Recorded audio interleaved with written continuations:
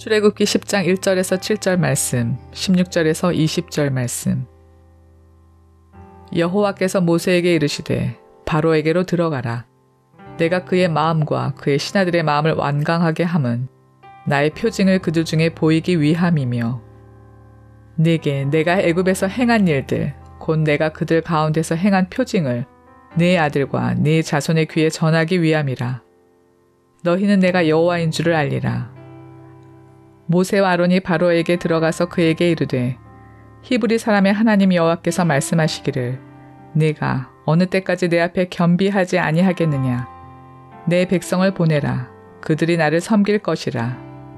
네가 만일 내 백성 보내기를 거절하면 내일 내가 메뚜기를 네 경내에 들어가게 하리니 메뚜기가 지면을 덮어서 사람이 땅을 볼 수 없을 것이라.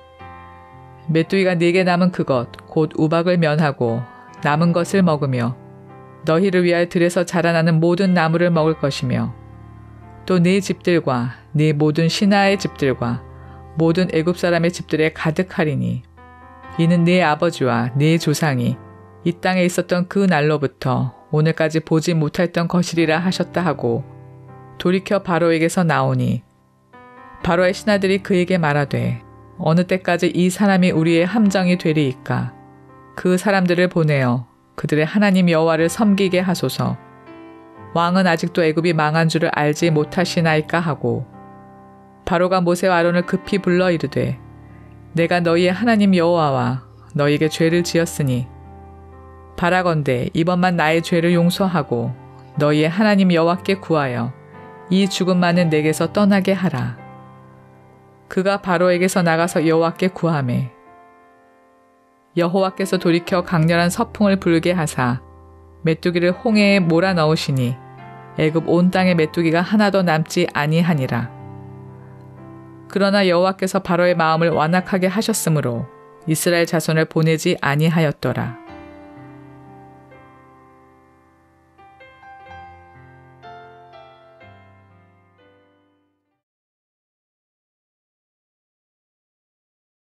여러분 혹시 이런 기도를 해보신 적이 있습니까? 하나님, 제발 이번 한 번만 용서해 주십시오.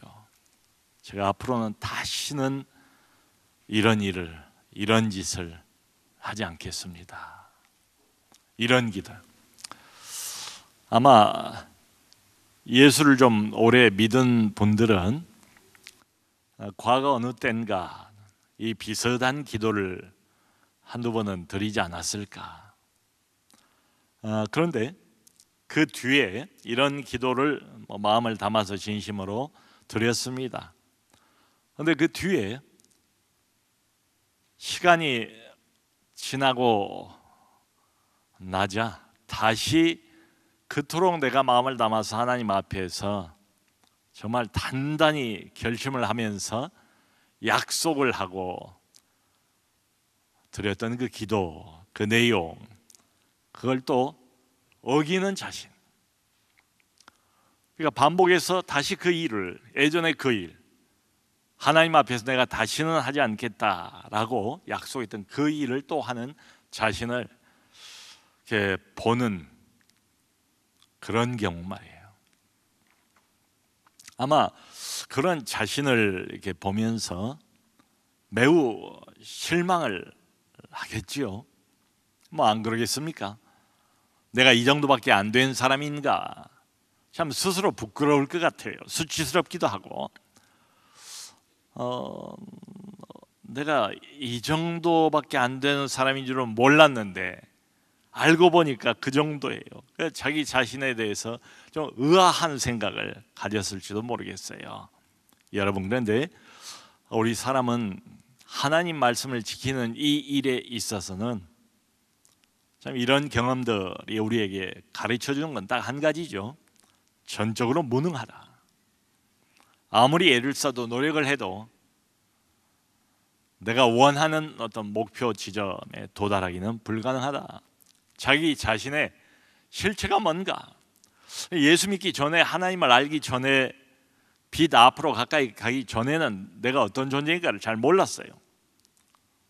사람들에게 인정도 받고 뭐 존경도 받고 이런 사람으로 스스로를 인식하고 있었는데 신앙생활을 하면서 하나님의 말씀하고 자꾸 부대끼면서 나 자신을 보니까 내 자신을 전혀 다른 모습을 보게 되는 거지요.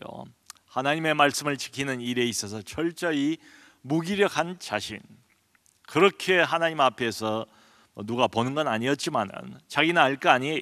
약속을 하고 또 약속을 했건만 너무도 쉽게 무너져 버리는 자기 자신, 뭔가를 걸어놓고 내가 하나님 이번 한 번만 이렇게 해주시면 제가 이렇게 하겠습니다, 저렇게 하겠습니다, 얼마 못 가서 또 그 약속을 스스로 어기는 자기 자신 보면서 너무 어이가 없기도 하고, 내가 내 자신을 이 이상은 되는 것으로 생각을 했는데, 여러분 그런데 바로 그것이 인간의 실상, 나의 민낯이고 나의 실체라는 것을 보게 됩니다.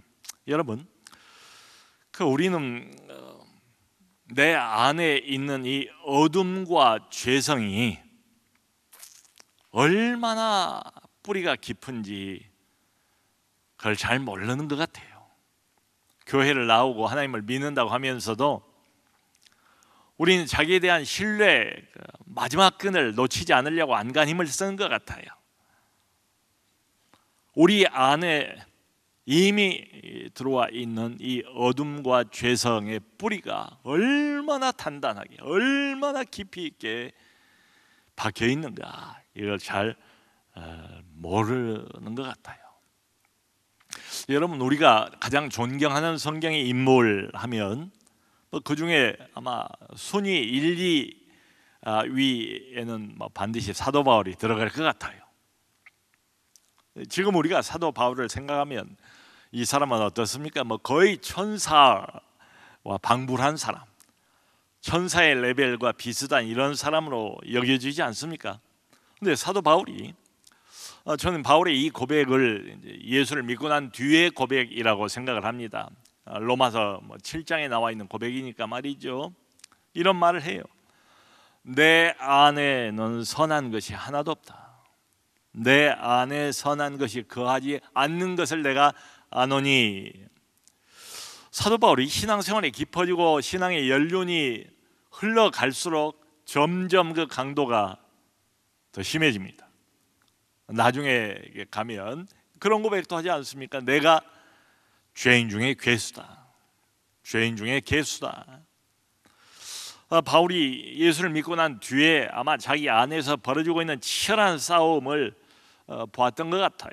그걸 경험을 하면서 역시 그 로마서 7장에서 그런 한탄을 하지 않습니까? 내가 속사람으로나 하나님의 법을 즐거워한다. 우리도 그렇지 않습니까? 거듭난 사람, 하나님이 만들어준 새 사람이 있어요, 우리 안에. 속사람으로나 하나님의 법을 진심으로 즐거워해요, 따르고 싶어해요. 근데 내 안에, 내 지체 안에 다른 법 하나가 있다는 거예요. 죄의 법이 동시에 있다는 거예요. 참 안타깝게도 바울의 고백은 이겁니다. 내가 속사람으로나 하나님의 법을 즐거워하지만 내 지체 안에 또 다른 법이 있는데, 이 죄의 법이 하나님의 법을 즐거워하는 그 속사람을 꽁꽁 사로잡아서 데리고 가는 모습을 내가 보는도다. 오호라, 나는 곤고한 사람이라. 누가 이 사망의 몸에서 나를 건져내랴. 여러분, 이게 예수 안 믿는 사람의 고백이 아닙니다. 예수 믿은 지 얼마 안 된 사람의 고백이 아닙니다. 예수 믿어도 그냥 교회만 왔다 갔다 하면서 신앙생활을 껍데기로만 하는 이런 사람의 고백이 아닙니다. 이게 바로 그 위대한 하나님의 종, 주 예수를 위해서 내 목숨을 조금도 아까운 것을 여기지 않는다. 내게 사는 것이 그리스도니 죽는 것이 오히려 유익하다라고 고백하는 사도 바울의 진심의 고백이에요. 여러분, 우리는 바울보다 그 영성이 더한 사람들이겠습니까? 바울보다 우리 구주 예수 그리스도를 더 사랑한 사람이겠습니까? 바울보다 하나님께 마음을 더 담아서 충성하고 헌신하는 이런 사람이겠습니까? 바울이 이런 고백을 했다면 우리는 더 말할 것도 없지요. 그러니까 핵심은 이겁니다. 구원도 받았고 하나님도 믿지만 우리 안에 있는 죄의 본성은 완전히 사라진 것은 아니다. 여러분, 그 알러지나 뭐 두드러기 같은 거 있지 않습니까? 체질적으로 이제 이런 체질을 갖고 있는 분들이 있잖아요. 먹는 거 좀 조심하고 조절을 하면 이게 사라져요. 근데 완전히 없어지는 건 아니에요. 또 가다가 어떻게 뭘 잘못 먹든지 무리를 하게 되면 이게 다시 알러지가 생기고 다시 두드러기가 돋아나는 이런 경우들을 많이 보잖아요. 우리 안에 뿌리 깊이 박혀 있는 이 죄의 본성, 어둠의 그 성향도 비슷해요. 내가 은혜 받고 말씀 생활 잘하고 기도 생활 잘하고 이럴 때는 마치 그 죄의 본성이 싹 사라져버린 것처럼 그렇게 느낄 수도 있어요. 하나님의 빛나는 얼굴만 보여요. 하늘문이 열린 것 같아요. 은혜가 시간마다 이렇게 쏟아져서 내 영혼을 사로잡아요. 얼마나 행복합니까? 얼마나 감사합니까? 그야말로 할렐루야지요. 그런데 어떻습니까? 완전히 이 죄의 본성이 사라진 건 아니죠. 영적 생활을 소홀히 하고 내가 게을러지고 나태하고 나도 모르게 하나님과 멀어지면 그 죄가 다시 살아나요. 마치 기다리고 있었다는 것처럼 다시 자기의 정체를 드러내지 않습니까? 그러면서 그 죄가 내 영혼 안에서 영향력을 발휘합니다. 내 생활을 야금야금 잡아먹습니다. 그리고 내 영혼을 사로잡아 버리고 말아요. 자, 이런 거 보면 바울도 그런 고백을 했지만 결국은 우리가 하늘나라 갈 때까지 이 죄의 본성에서 완전히 벗어난다는 것은 불가능하다. 그러면 어떻게 할 것인가? 살아가는 이 광야 세상을 살아가면서 평생을 이 죄의 본성하고 씨름하는 수밖에 없어요. 씨름하는 수밖에 없어요. 늘 깨어서 이 영적 전투, 내가 원치 않아도 이게 나를 떠나지 않는 걸 어떻게 합니까? 어둠이 나를 떠나지 않는 걸 어떻게 합니까? 내가 그토록 싫어해도 원치 않아도 죄의 본성과 어둠은 아주 내 본질 안에 깊이 뿌리를 내리고 있어요. 싸울 수밖에 없습니다. 조심하는 수밖에 없습니다. 늘 깨어 있는 수밖에 없어요. 자, 여러분, 근데 우리가 이 하나님 앞에서 가지고 있는 이 죄의 지금 말씀드린 본성, 어둠의 이 본성, 핵심이 뭔가 하면 완악함입니다. 바로 왕에게서 계속 반복해서 볼 수 있는 그 강팍함이, 마음이 완악해요. 강팍해요. 하나님을 향해서 강팍해요. 그러니까 하나님이 무슨 말씀을 해도 안 들어요. 안 들어요. 아예 귀를 닫아버려요. 하늘에서 성령의 빛을 비춰주셔도 마음문을 꽉꽉 걸어 잠그고 그 빛을 싫어해요. 거절해요.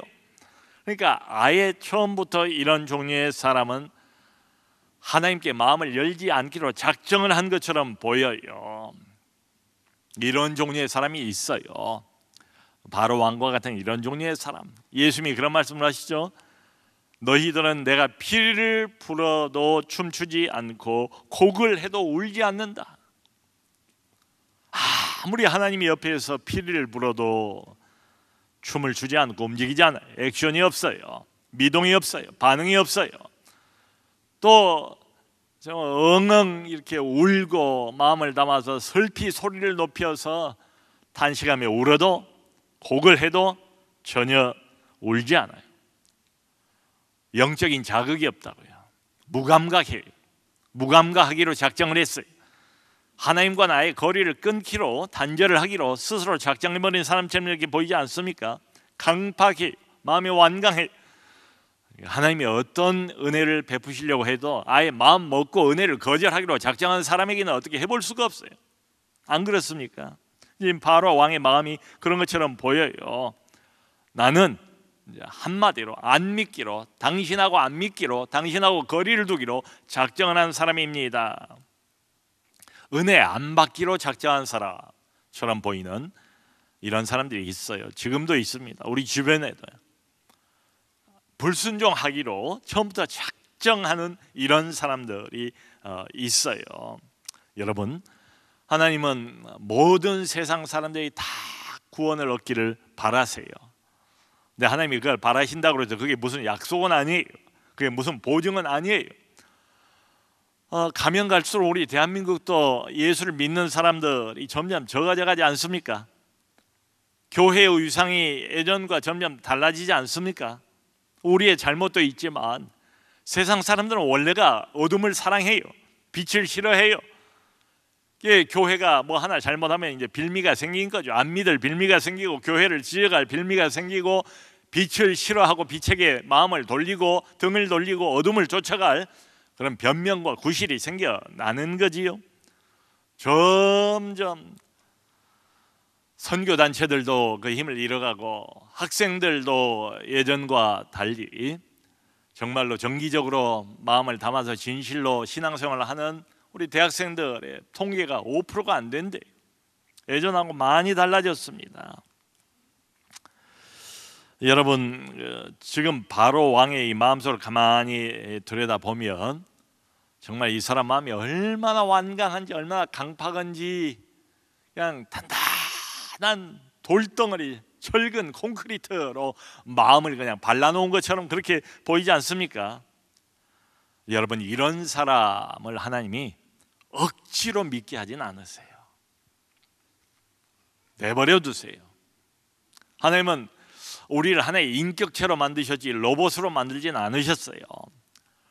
하나님은 우리의 자유의지를 존중하신 분입니다. 그분이 우리에게 의지를 주셨어요. 선택의 권리를 우리에게 주셨어요. 믿을 것인가 말 것인가. 비록 하나님은 마음에 섭섭함이 있고 상처를 받는다 할지라도 그 선택을 우리에게 맡기셨습니다. 억지로 강제로 믿기 싫다는 사람을, 은혜 받기 싫다는 사람을, 하나님 당신하고 나하고는 상관이 없다라고 이렇게 고백을 하는 사람을 마음을 여전히 강팍하게 걸어 잠그고 하나님에게 등을 돌리는 이런 사람을 하나님이 억지로 믿게 하지는 않는다. 내버려 두세요.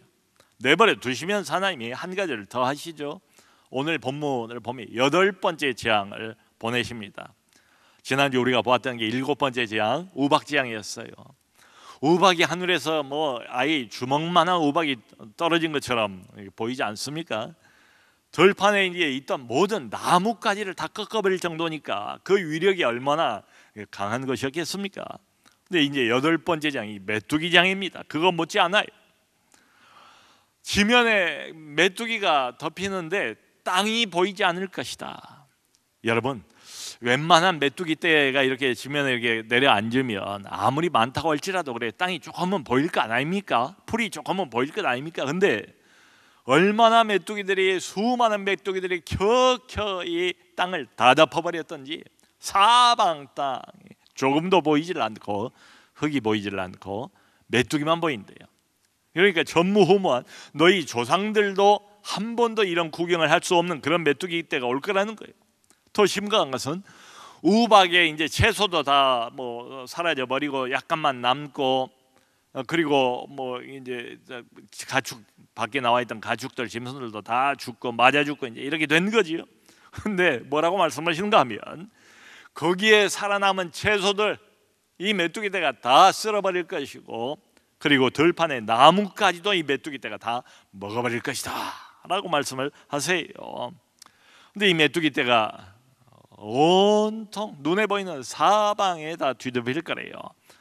바로 너의 집부터, 왕궁부터, 신하들의 집까지 모든 애굽 사람들 집에 가득 찰 것이다. 이건 단 한 번도 들어본 적도 없고 본 적도 없는 그런 메뚜기 떼 공격을 받을 것이다. 이 신하들이 이제 견디다 못해서, 바로 왕이 누굽니까? 말 한마디면 뭐 못할 게 뭐가 있어요. 사람 목숨도 왔다 갔다 할 판인데요. 근데 아마 측근들이 이제 견디다 못해서 왕에게 이렇게까지 말을 해요. 왕은 아직도 애굽이 망한 것을 모르십니까? 망할 것을 모르십니까? 이렇게 말하는 것도 아니에요. 사태가 심각합니다. 벌써 8번에 걸쳐서 전국에 걸친 대대적인 재앙을, 이게 뭐 보통 재앙입니까? 어떤 일부 지역에 국한되는 이런 재앙도 아니에요. 그저 몇 사람들만 피해를 입는 이런 재앙도 아니에요. 1번 피재앙부터 8번째 재앙인 메뚜기 재앙까지 온 애굽 전국의 모든 애굽 사람들이 큰 피해를 8번이나 반복해서 지금 경험을 한 거예요. 그러니까 견디다 못해서 옆에 있는 측근 신하들이 옛날 같으면 잘못 말했다가는 목숨이 날아가겠죠. 근데 2판 4판이 돼버린 거예요. 이미 애굽이 다 망했습니다. 과거형으로 이미 애굽이 다 망했습니다. 그걸 어찌 왕만 모르십니까? 지금 왕이 이렇게 버틸 때입니까? 이런 소리지요. 뭔가 이렇게 나라를 살려야 되지 않습니까? 고집만 부린다고 어떻게 되는 건 아니지 않습니까? 지금 이런 이야기예요. 하도 속이 답답하니까 지금 신하들이 그런 말까지를 하는 장면입니다. 여러분, 이 바로왕은 도대체 왜 이럴까요? 바로왕은 상징적인 인물입니다. 어떤 상징이겠습니까? 어둠의 영에 완전히 사로잡혀버린 이런 사람의 대표예요. 그러니까 모든 사람은 다 어둠의 본성을 가지고 있어요. 우리도 어둠의 영향을 받습니다. 죄의 본성이 아직도 남아있으니까 그 영향권에서 완전히 아직 탈피하지는 못했어요. 그런데 이런 종류의 사람들이 있어요. 어둠의 영에 가끔 가다가 조금씩 영향을 받는 이런 게 아니고, 그 어둠의 영에 영향을 받았다 할지라도, 죄를 지었다 할지라도 또 회개를 하면 되지요. 또 예수님의 보혈로 그 피로 깨끗이 씻음을 받고 다시 아버지 앞에 나가면 됩니다. 하나님과의 깨어진 관계를 다시 이으면 돼요. 그런데 이런 종류의 사람, 어둠의 영에 잠깐 약간 영향을 받는 게 아니라 그 어둠의 영에 완전히 사로잡혀버린 이런 사람, 그야말로 사탄의 종 노릇을 톡톡히 하는 사람 대표가 바로 이 바로왕입니다. 여러분, 이런 종류의 사람들이 지금도 있습니다. 우리 주변에도 있어요. 보통 악한 사람이 아니에요. 보통 강팍한 사람이 아니에요. 사람이 아닌 것 같아요. 저게 사람이냐? 뭐 천인공노할 뭐 등등, 뭐 요즘 말로 사이코패스, 뭐 소시오패스, 정말 이해가 안 되는, 상식을 뛰어넘는, 안 믿는 사람이 봐도 너무도 어두울 대로 어두운, 어둠에 깊이 사로잡혀 있는 사탄의 종 노릇을 아주 톡톡히 하는 이런 자들이 지금도 우리 주변에 있다. 여기 그래서 이제 메뚜기 재앙까지를 당하고 보니까 이제 이 사람도 자기가 좋아서가 아니라, 이런 종류의 사람은 절대로 자원해서 뭐 자기가 뭘 잘못했다, 뭐 뉘우치고 반성하고 이런 거 없지요. 근데 워낙 8번째 메뚜기 재앙까지 당하면서 애굽이 이제 거덜나 버렸어요. 완전히 거의 거덜났어요. 그러니까 17절에 모세한테 이렇게 고백을 합니다. 너의 하나님 여호와와 너희에게 내가 죄를 지었다. 너희 하나님 여호와와 너희에게 내가 죄를 지었다. 이번만 나의 죄를 용서해달라. 여러분, 태양신의 아들이라고 스스로 자부하는 이 바로 왕, 신의 아들이고 본인 스스로를 신으로 신격화시키는 이런 사람이에요. 근데 지금 노예들 아닙니까? 모세도 노예고 또 아론도 노예고, 지금 노예 앞에서 자기가 뭐라고 고백을 하는가 하면, 지난번에는 너희 하나님 여호와께 내가 죄를 지었다 이랬는데, 지금은 너희 하나님 여호와만이 아니고 너희에게도 내가 잘못했다, 죄를 지었다. 이번만 내 죄를 용서해달라. 노예들 앞에서 말하자면 왕된 이 바로가 무릎을 꿇고 그리고 자기의 죄를 고백하면서 용서를 간청하고 있는 이런 장면입니다. 이게 순전히 무엇 때문입니까? 자원해서 이러겠습니까? 기쁜 마음으로 이러겠습니까? 밀리고 밀려서, 워낙 하나님의 이제 능력, 애굽의 전국에 계속 반복되는 8번째 재앙을 맛을 보니까 뭐 고백이 되는 거지요. 어쨌든 이거 면해야 되니까. 애굽이 완전히 거덜나고 파멸해버리는 것은, 멸망하는 것은 막아야 되지 않습니까? 그러니까 급기야 튀어나오는 말이 너의 하나님 여호와와 그리고 너희들에게도 내가, 자꾸 벌써 몇 번을 내가 말을 바꿨다. 7번이나 바꿨다. 이번은 진짜다. 이번 한 번만 용서를 해달라. 이렇게 이제 읍소를 하면서 간청을 하는 이런 장면입니다. 참 여기까지 보면 야, 바로도 사람이구나. 역시 그러면 그렇지. 하나님의 위대하신 능력 앞에서 버틸 자가 어디 있나. 버티면 버틸수록 손해지. 잘했어. 늦긴 했지만 지금이라도 엎드리고 회개하고 하나님 앞에 돌아오면 하나님이 용서해 주실 거야. 우리 이제 그렇게 생각을 합니다. 성경은 그런 이야기로 가득 차 있어요. 근데 이런 종류의 사람은 어떻습니까? 오늘 본문이 그 메뚜기 재앙이 다 물러갔어요. 하나님의 능력으로 메뚜기가 왔다가 하나님의 능력으로 역시 메뚜기가 물러갔어요. 지난 후에는 다시 완악해졌어요. 다시 완강해졌어요. 또 약속을 안 지키는 거예요. 안 내놓는 거예요. 이 노예들. 여러분, 이런 종류의 사람들이 있습니다. 그러니까 어둠의 영에 완전히 사로잡혀버린 이런 사람들. 보통 사람들하고 달라요. 보통 사람이 죄 짓는 거하고 달라요. 마음이 강팍할 대로 강팍하고 완강할 대로 완강하고 조금도 바늘 하나라도 들어갈 틈이 없는 이런 종류의 사람입니다. 구약에 보면 구약 성경에 악한 왕들이 많이 등장을 하죠. 나라를 완전히 초토화시키지 않습니까? 우상 숭배는 말할 것도 없고 스스로 얼마나 악한 짓을 많이 합니까? 권력의 자리에서 그냥 떵떵거리면서 자기 백성들을 그냥 삶아먹고 구워먹고 그런 왕들로 그득해요. 이스라엘 왕들이. 그 중에 대표가 아합 왕이에요. 그 부인 이세벨은 또 얼마나 간악한 간교한 여자입니까? 자기 남편 못지않게 이스라엘 전체를 어둠의 왕국으로 물들여버린 여자가 바로 이 이세벨 아니에요? 그러니까 하나님이 그를 저주하지 않습니까? 나중에 창문에 떨어져가지고 피가 온 사방에 튀고 그 피를 개들이 핥아먹을 것이라 그 예언이 그대로 실현된 장면도 나오지 않습니까? 이 아합 같은 사람, 이세벨 같은 이런 종류의 사람들, 어둠의 영으로 가득 차고. 근데 타이틀은 뭔가 하면 이스라엘의 대표적인 지도자예요. 영적인 리더예요. 이런 사람들이. 신약 성경으로 넘어오면 어떻습니까? 대표적으로 계속 예수님의 저주를 받고 진노 선언을 받았던 바리새인들이 있지 않습니까? 눈 앞에서 예수님이 이게 베푸시는 하늘의 기적을 눈으로 뻔히 보면서도, 손 마른 자가 손이 펴지는 걸 보고 중풍병자가 일어나서 걸어가는 걸 보고 그 대단한 기적을 보면서도 마음이 얼마나 강팍하고 얼마나 마음이 굳어 있던지. 여러분, 그런 장면을 보면서 좀 신기한 생각을 우리는 갖지 않습니까? 아니, 자기 눈으로 못 봤다면은 그럴 수도 있겠다 하지만 자기가 그 눈으로 직접 그 현장을 보면서도, 이 기적이 일어난 걸 보면서도 뭐라고 말합니까? 귀신이 쫓겨나가는 걸 보고 이 사람이 귀신의 왕 바알세보를 힘입어서 귀신을 쫓아낸다, 이렇게까지 왜곡하고 비틀어버리고. 그러니까 이게 무슨 마음이에요? 나는 절대로 하나님의 은혜를 안 받겠다. 하나님이 아무리 하늘의 빛을 내게 비춰봐라, 내가 그 빛을 받아들이나? 나는 여전히 어둠의 자식이야. 나는 사탄의 종이야. 나는 하나님하고 상관없어. 하나님 당신을 섬기지 않을 거야.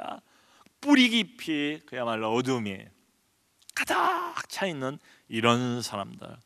여러분, 그런 말도 우리가 듣잖아요. 사탄 숭배자들도 많이 있다. 서양의 말이죠, 특별히. 그러니까 잠깐 악한 영의 영향을 받는 게 아니고 아주 골수에 사무칠 정도로 악한 영에게 완전히 사로잡혀 버린 이런 사람이에요. 이런 사람들은 되게 양심이 없어요.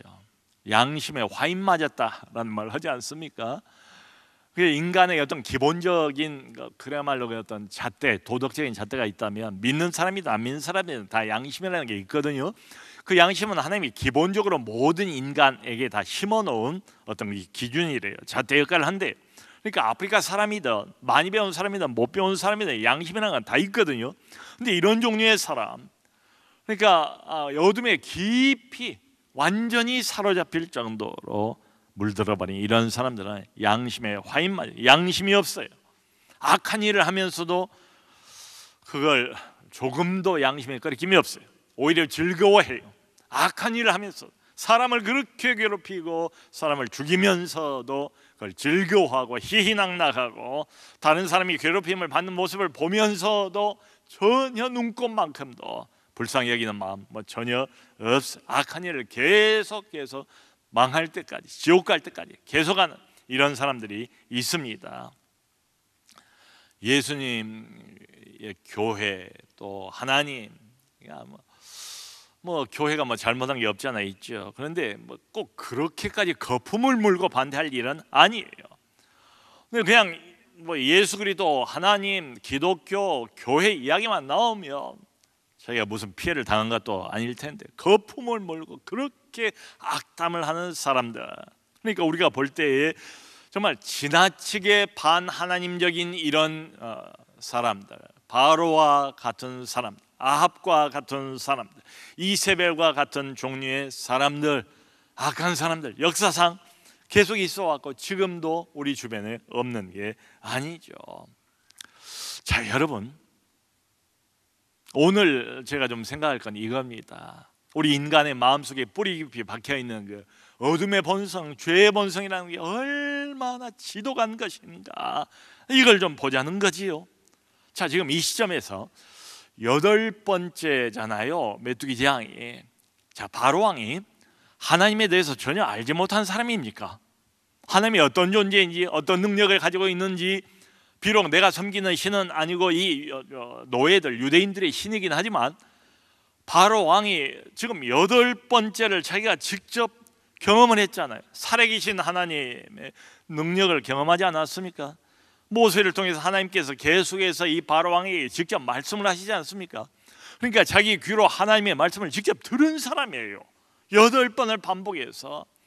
그러니까 이게 무슨 이론에 관한 이야기가 아닙니다. 그리고 자기가 직접 하나님의 능력, 하나님이 베푸신 그 재앙도, 진노도, 심판도 여러 차례 반복해서 경험을 했잖아요. 경험을. 하나님을 모를 리가 없다고요. 아니까 너희 하나님 여호와에게 내가 잘못했다, 너희에게도 잘못했다, 이번만 용서해달라, 이렇게 나오는 것 아니겠어요? 근데 그럼에도 불구하고 지금 바로의 태도를 보면 어떻습니까? 스스로 마음을 강팍해 하고 멸망당하기로 작정한 사람처럼 보여요. 멸망당하기로 아주 작정한, 지옥 가기로 아주 작정한 사람, 이런 종류의 사람들이 없지 않아 있어요. 여러분, 우리가 뭘 잘못하고 참 죄를 짓고 이러면 하나님이 징계를 하십니다. 근데 하나님이 선택한 사람은 이게 달라요. 아무리 죄를 짓고 아무리 악한 일을 한다 할지라도 하나님께서 정말로 선택한 사람 같으면 그 징계를 통해서 하나님이 그 사람을 부르세요. 얻어맞으면 정신을 차려야죠. 안 아플 때는 그렇다 할지라도 얻어맞아도 크게 얻어맞으면 내가 이래서는 안 되겠다, 내가 잘못하면 죽겠다, 내가 거덜나겠다, 내 인생뿐만 아니라 내 주변 사람들 인생도 다 망가지겠다, 하나님이여 살려주옵소서, 마음을 조금이라도 이렇게 부서뜨리고 마음을 좀 열고 반성을 하고 하나님 앞에 두 손 들고 나오고 항복하고 이렇게 되지 않겠습니까? 하나님이 선택한 사람은 그래요. 이게 바로 같은 종류의 사람하고 차이점이에요. 여러분, 그 회심 전에 바울을 보세요. 이 바울도 회심 전에는 얼마나 강팍한 사람이었습니까? 얼마나 자기의 그 확신 때문에 마음을 단단히 무장한 사람이었습니까? 어둠의 종이 되어서 그야말로 하나님과 맞섰던 사람 아닙니까? 예수 그리스도를 정면으로 맞서고 하나님의 교회를 파괴하려고 가진 예를 쓰고 살기 등등해서 예수쟁이들을 잡으러 다녔던 사람이 사도 바울 아닙니까? 근데 하나님이 선택한 사람이었어요. 하나님이 부르셨어요. 징계를 받아도 어려움을 겪어도 하나님이 선택한 사람은 마지막 결론이 달라요. 여러분, 참 안타깝지만 우리 집 안에도 이와 비슷한 사람들이 있을 수가 있어요. 인간적으로는 사랑합니다. 혈연으로 묶여있고 지연으로 묶여있고 그 사람을 떠날 수가 없어요. 내가 아끼는 사람 맞아요. 근데 하나님 소리만 나오면 마음이 그렇게 강팍해져요. 그렇게 어두워져요. 마치 그냥 뒤에 뭐가 쉬운 것처럼 본성을 이렇게 어둠의 본성을 드러내는 것처럼 으르렁거리는 이런 사람들이 있을 수가 있습니다. 내 배우자일 수도 있고 내 자녀일 수도 있고 그게 내 부모일 수도 있고. 여러분, 어떻게 해야 됩니까? 내버려둘 수는 없지 않습니까? 그래서 이 바로 왕처럼 강팍하고 또 강팍해 보이는 사람이라 할지라도 우리가 할 수 있는 건 별로 없어요. 하나님이 하셔야 돼요. 기도하는 도리밖에 없습니다. 참 대단히 강팍한 사람이에요. 네, 다행히도 옆에 있는 가족이 열심히 믿는 사람. 그러니까 이 가족을 위해서 얼마나 마음에 담고 낮이나 밤이나 그냥 몇 년을, 어떤 사람은 몇십 년을 기도하지 않겠습니까? 근데 덜컥 이 사람이 결국 나중에 암에 걸려요. 암에. 그리고 마지막까지 가는 거예요.